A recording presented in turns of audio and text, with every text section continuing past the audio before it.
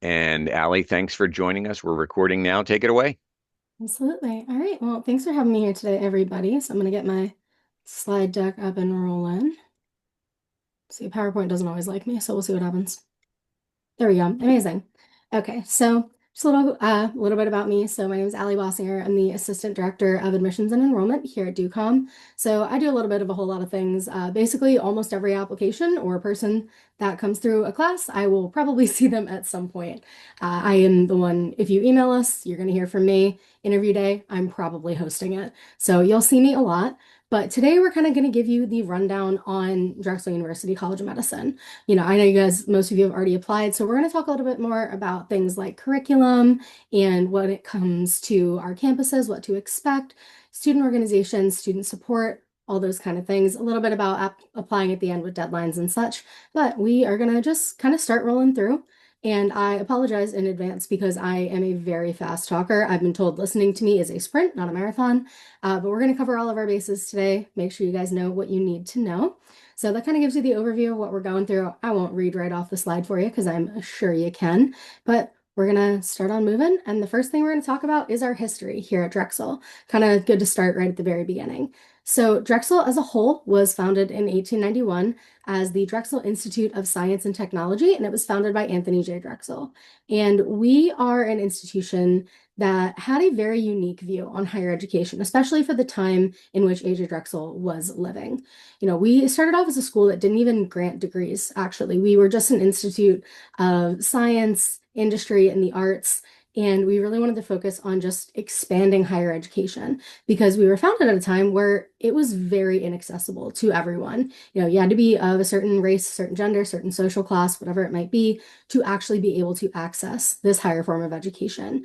And we were actually one of the first institutions to open up our programs to women and people of diverse backgrounds. And A.J. Drexel really founded our institution on this notion that the world is changing. So the university has to change alongside it in order to help educate the populace and make sure that they are able to follow this progress and help contribute to it. The way that Drexel and DUCOM educate now is through what we like to call experiential learning. This is the idea that you should be applying what you learn in the academic classroom to your professional life now, and then bringing what you learn in your professional life back into the classroom to really help round out your learning.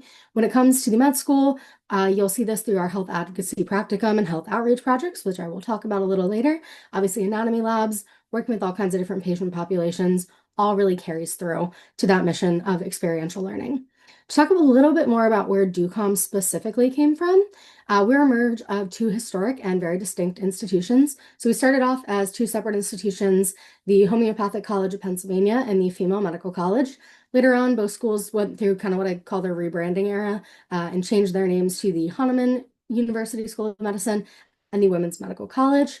Later on, the institutions combined and created the longest school name in history, which is the Medical College of Pennsylvania School of Medicine. Later on, they changed their name to Drexel University College of Medicine, and I'm frankly really happy to have the acronym of DUCOM because I give these presentations a lot. But these institutions were created to provide clinical experience and training for their students at a time where there was an increased demand for more clinical practice due to the rise of surgery, physical diagnoses, and clinical specialties. And you will see that pattern of learning by doing throughout our past, our present, and our history because it is a key component of who we are as an institution, whether you're looking at undergrad or the medical school. With the ways that we've evolved, we've been able to continue creating opportunities for our students to be exposed to clinical settings in a range of kinds, small rural practices, large urban hospitals, and really everything in between. Overall, these institutions were instrumental to what DUCOM is today. They combine the values of clinical care and critical thinking, which is still what we, provide to our students to this day. Like Drexel, DUCOM has constantly been able to reinvent itself to match and stay ahead of the needs of the Philadelphia region, whether it's economically, technologically, or within the health field. So the next thing we're going to talk about is our curriculum, because that is something that obviously, if you're coming to Drexel, you kind of need to know what you're getting yourself into. So I'm going to talk you through it facet by facet, course by course, to show you exactly what's going to come your way if you decide that you want to wear a Drexel Dragon on that white coat. So A little bit of the base of our model is the Foundations and Frontiers model of our curriculum. And this is a little bit different than a lot of other medical schools because our whole point is that we are a completely non-competitive atmosphere. Everything is very much focused on teamwork, collaboration, communication, because medicine is a team sport. It's not individualized. You're not trying to shut other people out of doors. So why are we going to teach you how to do that in medical school? So there's a couple of really distinct features about us. There's that early frequent clinical exposure. You start as early as first year interacting with standardized patients.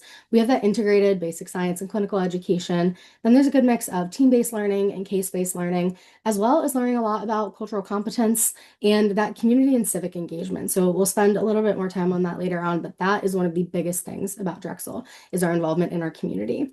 We have obviously enhanced opportunities for research, scholarly programs, and we do make sure we give you dedicated study time for step one. It's like 6 to 7 weeks of just dedicated study.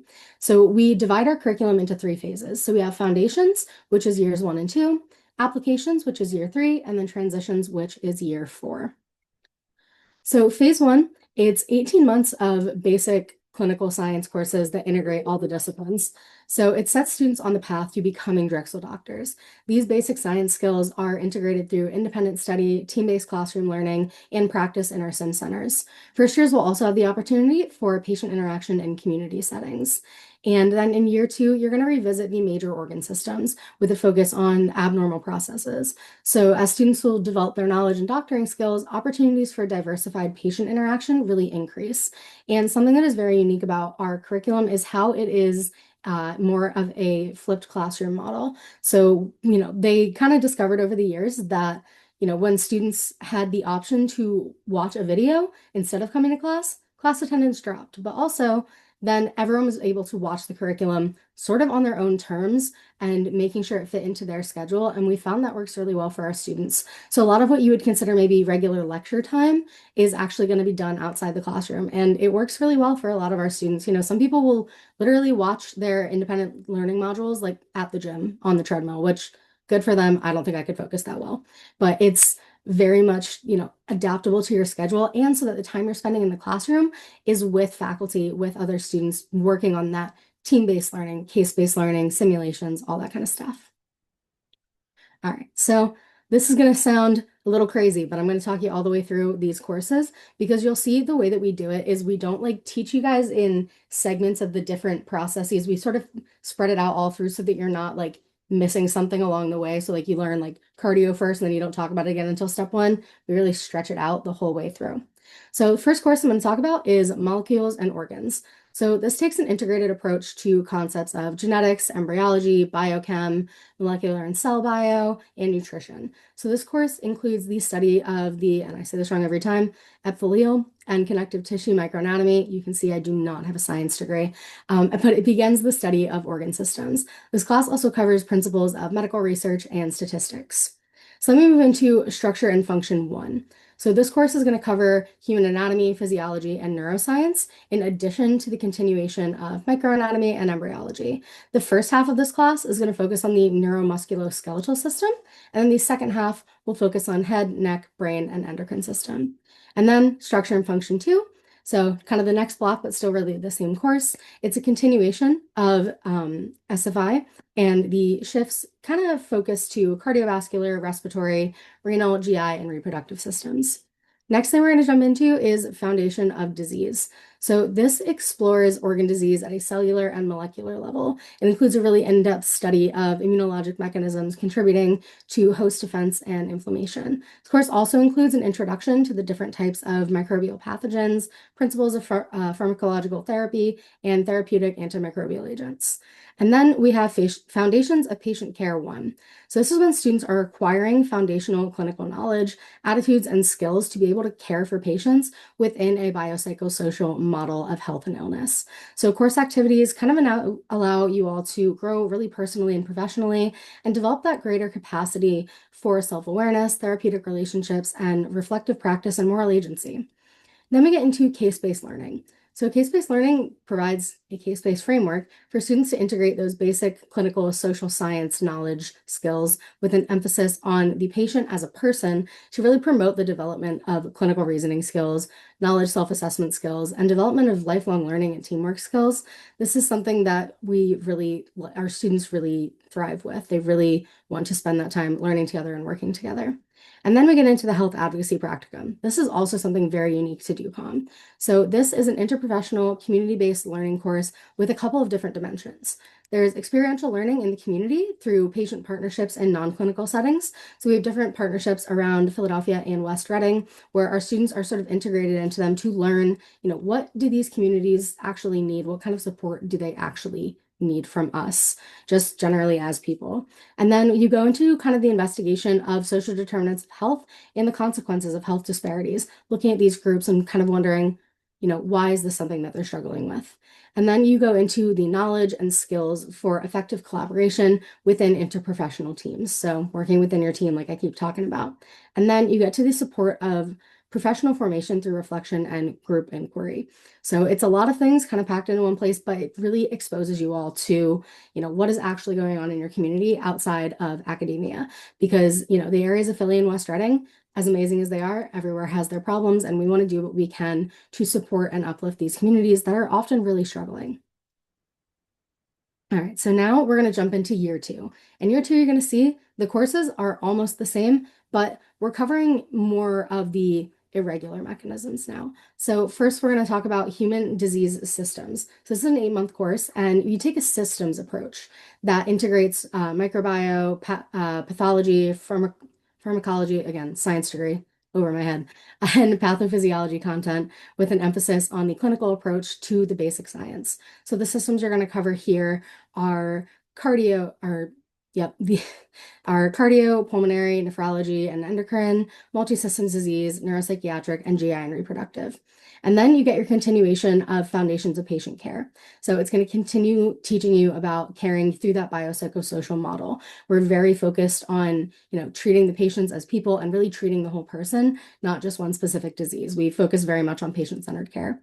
CBL2, just like CBL1, continuing to develop those clinical reasoning skills.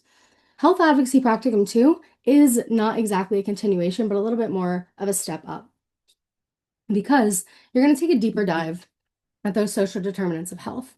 We want to talk about health advocacy, supporting the well-being and resilience of people and their communities, especially in the face of social adversity. So we take a very structural view, inquiring into key economic, social, and political structures that really perpetuate the health disparities and injustices that can cause injury, accelerate disease, and drive premature death in these areas. Students will link structural challenges with strategies for more effective micro-advocacy. So that regards individual patients, what can they do for the individuals that they are treating? Meso-advocacy, which regards neighborhoods and communities, and then macro-advocacy, which talks about health policy and societal change. So the thing I always kind of compare this to when it comes to, or rather explaining this, is I think about SEPTA, which is our public transportation system, and looking at, oh, does my individual patient have trouble getting to their appointment because they don't have a car and they have to use public transport? So instead of being able to drive 20 minutes, they are taking, bus, train, whatever they have to do to actually get there. And it takes them 2 hours to get to their appointment instead of 30 minutes. What can I do to help that person? Then looking on a social level, is everyone in this person's area dealing with something like this? And then looking at that macro level of, is there something I can do with that MD after my name to give myself a little extra bump up to know that I can do something for these people? Maybe finding a way to add an extra bus stop or whatever it may be, extra bus line even.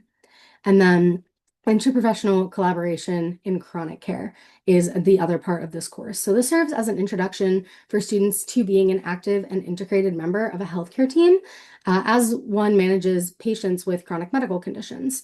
So you're going to learn to identify professional roles, skills, and approaches to patient care of one's own and other disciplines, and then collaborating effectively with interprofessional team members to discuss therapeutic approaches that reflect the ethics of care, emphasize that patient safety, and then they improve health outcomes as well as recognize the complexity of chronic disease disease management, and also the burden that chronic disease can place on our healthcare system and society.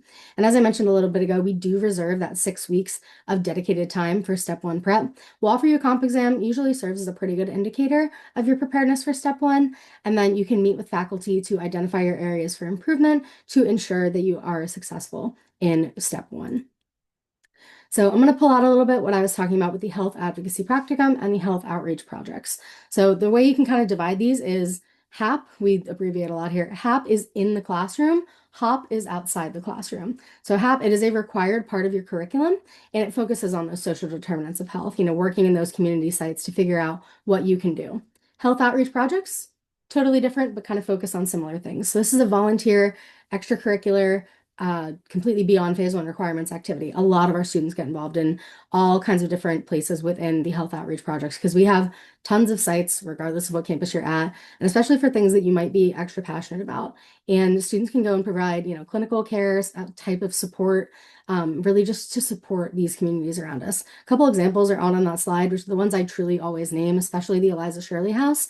This is a shelter for women and their kids who are escaping domestic violence. And Streetside Mobile Clinic is also something I am very proud to say our students are involved in, really working with streetside medicine, unhoused populations in Philly and West Reading, and making sure they get the support that they need. HOP is incredibly popular with our students. That is something that I would say almost everyone does. I very rarely will hear a student that says they aren't involved in HOP in one way or another. So now we're going to talk about phase two, which is applications. So this is your third year during your clerkship year. So it begins with Clerkship Fundamentals, which is a course that prepares you for success in your clerkships. And then we really put your studies to work in a very wide range of clinical settings across metropolitan, suburban, and rural communities. And you can see we have clinical clerkships at a couple of different hospitals and health systems because there are sort of two ways that it can go with how you're going to do clerkships. One is if you're assigned to the Philly campus, and it's a little bit more of a lottery system with a couple of different options. And if you're at the Reading campus, you're going to be doing all of your clerkships and fourth year requirements within the Tower Health System, which is the health system up in the Reading area. So a little bit different depending on where you're at, but the students who are at the Philadelphia campus, there are a lot of options, or they can end up staying in the Philly area, or some people are rotators and rotate through a bunch of different sites, but that'll take a long time to go super in depth on. So we won't jump too far into that. That's a little bit of how that looks. And now we get to phase three, which is transition. So this is year four, is your final year of med school. This final year is marked by advanced clinical education and prep for residency. You will have a pathway specific advisor, and they are going to work with you to create an individualized career plan. At this point, you probably know what you want to specialize in. So they're going to help you, figure out exactly where you're at, help you learn how to interview, help you learn everything you need to kind of take those steps along the way. There are 3 required courses that you take that year. So there is an emergency medicine course. Everyone's required to take that. You do a sub-internship in your core discipline, and then a transition to clinician course. So everyone in year 4 has to take those to make sure that you are really ready to step into that role of residency. And there's a couple different things that you can get involved in as a student at DUCOM. So we do have dual degree programs. And so these are usually an MD or some kind of master's. There is an MD PhD that you could apply to after you matriculate to DUCOM. It is completely an internal program, but there are also master's degrees that you can apply to as well while you're a student. So essentially what you do if you're in one of those programs, MD PhD is different, but for the master's, you sort of like pull out of the med school for a year. You don't have to reapply. It's just because you can't be enrolled in like 2 Drexel institutions at once. So you kind of pull out for a year. It's usually after your clerkship. You do your master's degree and then you come back and you finish out 4th year. So it's like a 1-year master's, and you can do an MPH, an MBA, an MS in biomedical research, all kinds of different things. And if you guys end up needing that QR code again, that gives a little bit more in-depth detail, but it's also going to be in that recording, so you'll be able to access it again. We also have our scholars programs. That was not supposed to happen. Oh dear. All right, there we go. Sorry about that. So we have our scholars programs, and this is a longitudinal experience of guided study for exploration of medical practice, education, or research. It consists of research activities throughout your 4 years of med school, And there are elective tracks within the Scholars Program that can provide med students with an opportunity to develop evidence-based expertise in a selected area during their 4 years of medical education. Fostering creativity and innovation, these projects chosen for study within the Scholars Program are based on a student's existing interests or on new ideas. It's something that oftentimes students will come into knowing what they want to do. And each student in our scholars program will work with faculty from Drexel or external institutions in one of the 5 separate tracks you see listed under medical research scholars up there. So interested students apply to a track of their choosing in the fall or winter of their first year after identifying a mentor and a potential project. Once you are accepted, students begin their research project during that summer between the first and second year. So you kind of lose out on what we call your last summer because you already jump into research, but that's okay. And then students who choose to complete their scholars track post year 1 summer research with Drexel or Drexel affiliated faculty can apply to the DUCOM Medical Student Summer Research Program, which is a little bit more of a funding program and helps you get through that. There's a lot of requirements that are involved in the research scholars tracks. So you will attend regular meetings with the student mentors at least quarterly. Then you'll have biannual meetings with the track director or the assistant dean of the scholars program. You have to attend 8 hours per year of seminars, grand rounds, journal clubs, or similar activities that relate to your research. These meetings may be virtual. They may include meetings at Drexel or other institutions, and if appropriate, maybe reading seminal articles that might serve as a substitute for some of these seminars. And then, you'll also continue to work on this project each year of med school, and you submit documentation of your activities and your progress and all the meetings attended to the assistant dean of the scholars program within 1 week of the start of each curricular year. So there's a lot packed into being a medical research scholar. It's, something that the students who are involved with, they love it, but it does add kind of an extra level of education and work to your med school 4 years. We also have the 2 separate programs that are above that, the medical humanities scholars and the women's health education program. These are a way to kind of add a different kind of scholars designation to your degree, where the medical humanities one, you spend time, and the women's health education one rather, they both spend time going to different lectures, different courses, whatever it might be to sort of fulfill these requirements. And then you can end up with that scholars designation, or you don't have to be enrolled in these programs to be able to go to any of these sessions. If there's just one that interests you that pops up, you're more than welcome to go and do so. So scholars programs are pretty involved, but they are definitely something that when our students do them, they love them. Student support is one of the things that I think is the most important when it comes to talking about school, because as someone who, my master's is in higher ed, but my concentration is student affairs. So I think that if a school isn't ready to support you as a student, might not be the best place for you to be. So you need to know that you're going to be taken care of while you're here, while you're taking care of yourself. We have access to free on-campus counseling services. We have an excellent office of student affairs that really will do anything they can for you to help you succeed. We do student-driven wellness week programming, which is in collaboration with our student affairs office, because students often know what they need, sometimes more than we do. So we like students to be able to be involved in those so that they can decide, hey, do students need like free, pizza on a random day to really go through this wellness week? I've seen things roll through before, like chair massages. The Drexel therapy dogs are excellent, highly recommend, but it's just little things to sort of boost you during these different student-driven wellness weeks. And then you have access to different fitness spaces on the Philly campus. That would be any of Drexel's facilities for the main undergrad institution. In Reading, it is actually, they have their own gym within the building, which is pretty cool. We also both have our own separate libraries. So Philly has our information commons, and then Reading has their own library there as well.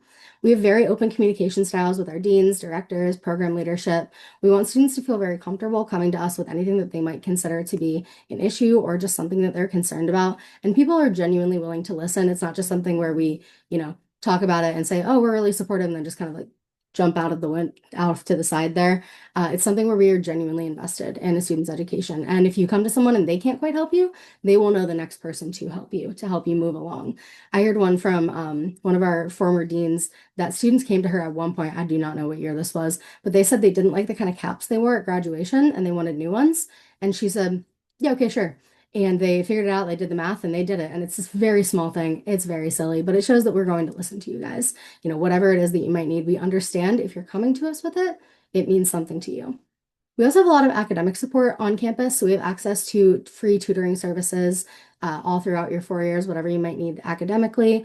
There's also individualized study resources and really effective board prep. We do comp exams, like I mentioned, for step one. We also do it for the boards to make sure that you're really prepared to go into these exams. And you're always welcome to go over these with faculty or other groups to make sure that you can bolster the sections that you might not be as confident in and make sure you stay on top of the ones that you do feel confident about. We do lots of workshops and webinars to kind of help you keep on top of your studies, whether it's about learning how to study or it's about, how to structure yourself to get through each and every day and each and every term. We also, when it comes to students supporting one another, we have our Student Success Network as well as our Big Brother and Big Sister mentoring programs. So Big Brother, Big Sister is almost fully student run, and first year students coming in, they will get paired with their second year student who they would refer to as their big usually, and they're just kind of there to support you all throughout going through, especially your first year of med school, whenever you might have questions or you need a little bit more info from that student perspective. And they're going to check in with you throughout the year. There's actually a form you can fill out that kind of talks about like how active you want them to be in your experience. So there are some people who want check-ins like once a month, just be like, hey, I'm doing great. Here's the thing I might need help with. Or there's people who want to meet all the time, and we make sure that there is a variety of people who are able to meet different student needs. I will say that our student culture is very supportive at Drexel. I see students genuinely enjoying spending time together and working with one another, and they are all very positive, and it's a great environment to be a part of, very collaborative, and the faculty help foster that environment as well. Faculty at DUCOM, and I've worked at a few schools now, they're genuinely some of the best people I've ever met in my life. They are so positive, they care so much about our students, and they want you all to succeed. We're not trying to weed anybody out. We're not trying to, throw anybody under the bus. We want everyone to succeed. We would love if an entire class, no one dropped the entire time and we had everyone graduate. That'd be the best day of my life. And the faculty want to try and do their best to make sure something like that can happen. I spend time with them, working with them every single day, and it genuinely makes my life so much better. All right, so now we're going to talk about our campuses. So like I mentioned, we have two. We have University City, which is our Philadelphia campus, and we have our West Reading campus that is up in YMSA, West Reading area of Pennsylvania. So definitely two different location experiences for sure. So we're going to talk about both of them and what they both have, and then what might make them a little bit separate. What I will make sure you know going into this is that we assign campuses through a lottery system. It is complete lottery. You're allowed to put in a preference, but we cannot guarantee that that preference will be met. And your campus assignment is final. It's a done deal. So you are just you end up where you end up, and then figure out what's going to be the best option for you, whether it's being at that campus or not attending DUCOM. It's fortunate when it happens, but we hope students kind of understand that both campuses really truly are the best that they could be for our students, honestly. But we're going to talk about our University City campus first. So I know it says on Google, if you look up our location, that we're in East Falls, Pennsylvania. That's not true anymore. Yes, we are fighting with Google a little bit, which is a sentence I never thought I'd say in my career. We're trying to get that changed. But the Health Sciences Building is located in West Philadelphia, which is a part of the city that Philadelphians usually call University City or U City. It is sort of like there's Center City, Philly, which is what our downtown is. There's a river, and then there's a big train station on 30th Street. It's called 30th Street Station. Everything behind that is really West Philly and University City, those parts you need to know. And we are called University City because of the sheer amount of colleges and universities in the area. Like you can literally step off of Drexel's campus and just be right on University of Pennsylvania's. It's literally like maybe 100 feet. It's that close to another school. There are so many schools and universities in Philly, but especially concentrated into this part of the city. The Health Sciences Building, it officially opened in late 2022, and we moved in mid-2023. That's a rendering of the building. We need to get a new picture of it so you can actually see the full thing, but I do love the Health Sciences Building. And this is going to sound, so we share the building with the College of Nursing and Health Professions, as well as the Graduate School of Biomedical and Professional Studies. What I'm about to say is going to sound really weird and really obvious, but the building is divided by floors, and I will explain that. Every Drexel student is given a Dragon ID card, and each ID only has access to certain floors. So there's some floors that are open for everyone. Second floor, which has several big open classrooms. Fourth floor, which is the information commons. 12th floor, which is the anatomy labs. And then some are restricted by the college you're enrolled in. For example, only medical students can access the ninth floor unless they the outside person is brought by someone who can access the ninth floor.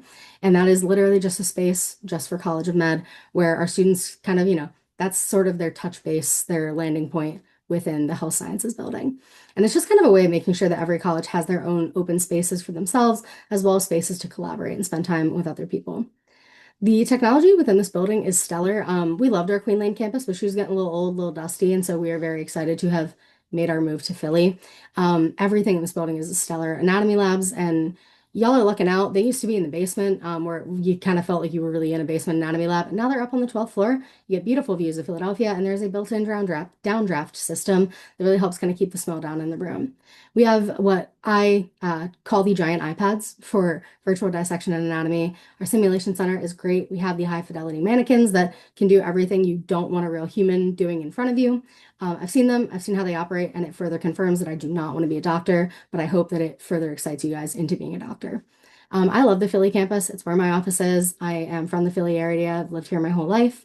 So I love being in this part of the city. It really is built for students. It's pretty safe. And in my opinion, you're in the best city in the world, although I think that's a fact. But that's, Philadelphia is genuinely one of my favorite places on earth. But now we're going to talk about the Reading campus because our Reading campus is on its 5th year of operation now. It's very new.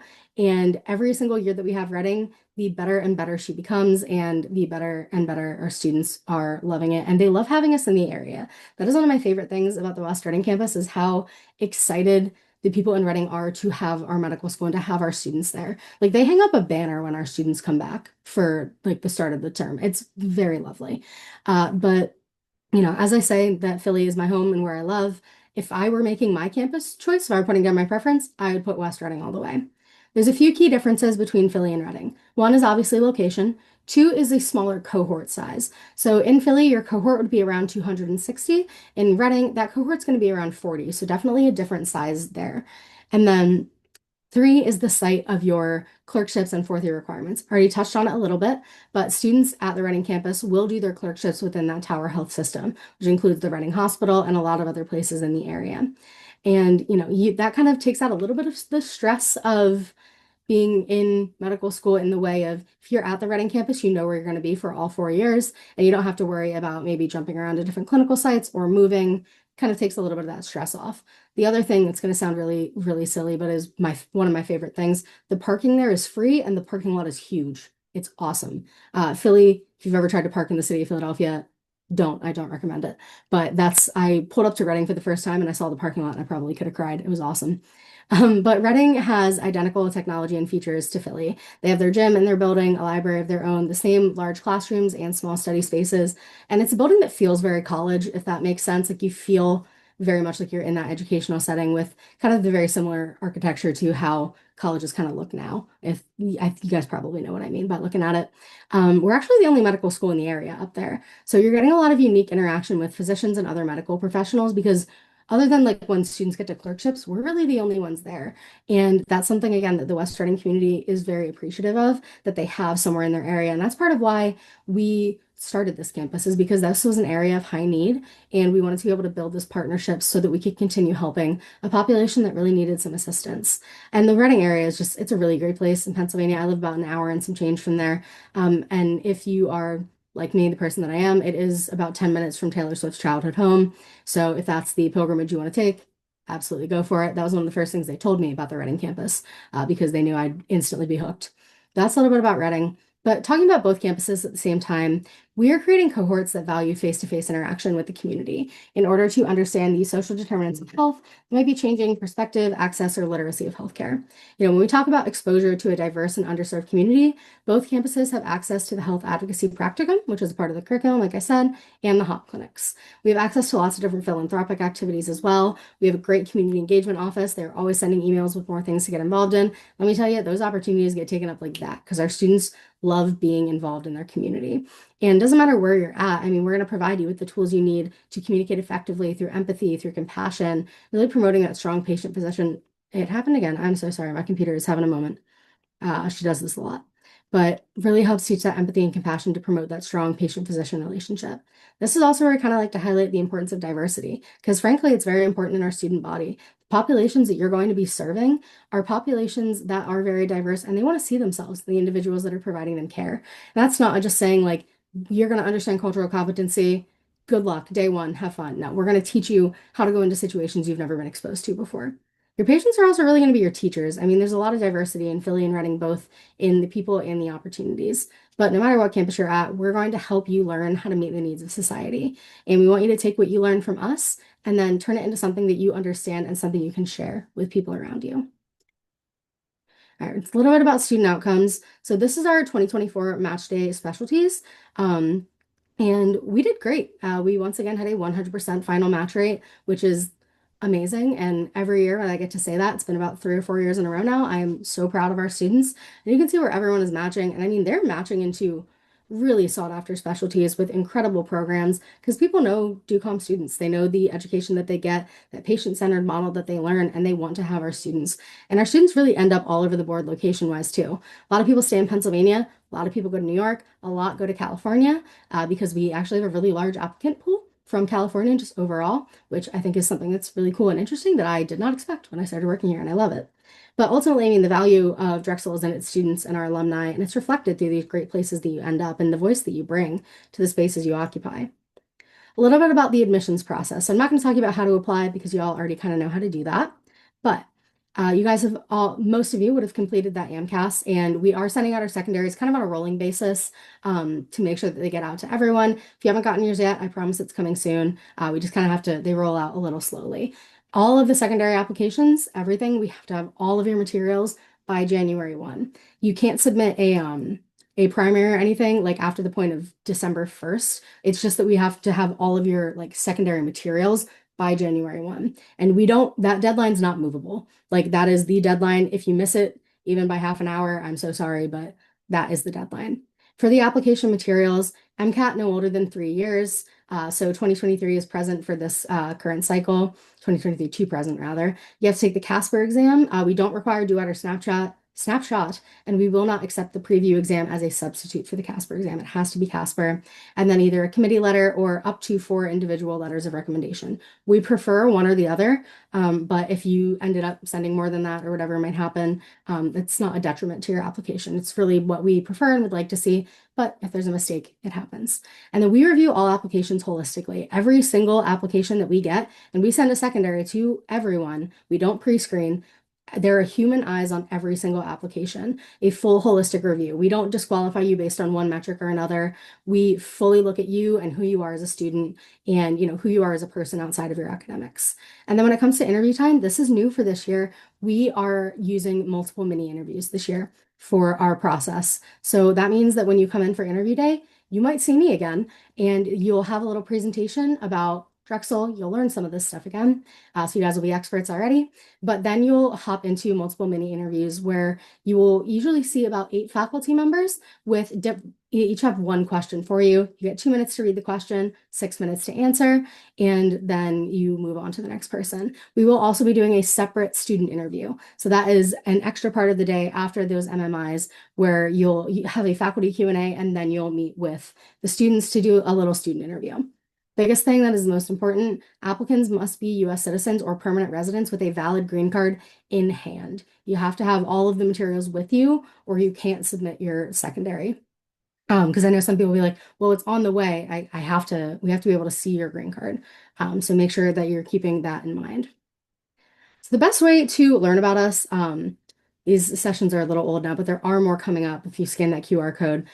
We do virtual sessions on various topics for prospective med students. I know we have some coming up about financial planning. There are some about, the go from student to clerkship to match day, all that kind of stuff. And they're run usually by our amazing Assistant Dean of Admissions, Dr. Stanley Kania. And so these are available all over our website as well, but they are an excellent resource. So to wrap up with this, Drexel, but most importantly, DUCOM, our students, our faculty, our staff, they're never satisfied with the status quo. We are ambitious, creative, curious, dependable, and a Drexel education means that you'll be consistently looking ahead to try and predict and fix the challenges that are facing healthcare. So that is the end of my slide deck there. And thank you all for listening to me because I know that was a lot of words all at once. So this has been fantastic, Allie, and Drexel DUCOM is the second most popular application destination outside of California for Gaucho applicants. I'm looking at the kids on this call right now on the participants list. Most of them I met with before. I'm a fierce advocate for my applicants, as I hope most of my students would attest.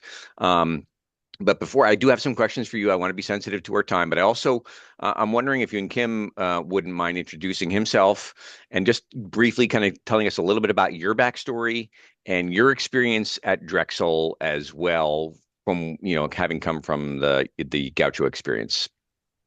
Yeah. I'll keep it very brief for just because I know that there's probably a lot of people with a lot of questions. My name is Yoon. I graduated from UCSB in 2021 now, which I think is almost 4 years ago, which is kind of crazy to think about. I am an M2, meaning I'm in my second year of medical school.